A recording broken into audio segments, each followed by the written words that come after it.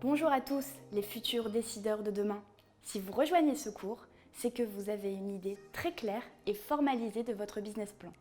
Vous avez désormais une vue très précise de votre marché, du prix d'appel du produit ou service que vous souhaitez placer, de vos ressources financières et humaines et de votre écosystème. Maintenant, vous souhaitez rendre tangible et quantifier votre projet innovant et à impact, mais aussi estimer quantitativement la performance financière qui va en résulter. Je suis Camille, chargée d'investissement chez Inco, et je vois défiler des business plans depuis des années.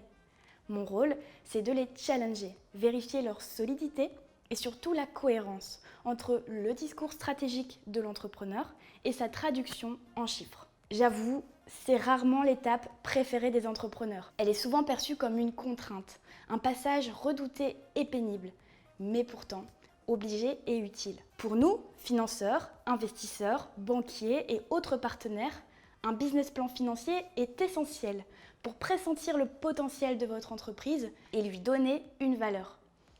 Pour vous, ce processus est vertueux. Il empêchera les dérapages, permettra de vérifier la viabilité de votre projet et d'éprouver la possibilité même de le réaliser. En plus, cet exercice peut s'avérer très intéressant, voire très amusant, vous verrez. Alors, comment faire ? Dans un premier temps, je vous présenterai les composants principaux d'un business plan.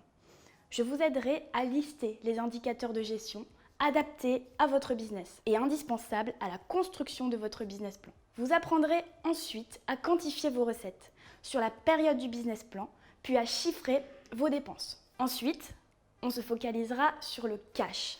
C'est vraiment essentiel d'avoir une vision de vos disponibilités en banque sur la période du business plan. Pour ça, on mettra en musique ce qu'on a vu dans le compte de résultats prévisionnels pour le décliner en trésorerie. Vous verrez enfin que les chiffres ne sont pas figés dans le marbre et qu'ils sont vivants.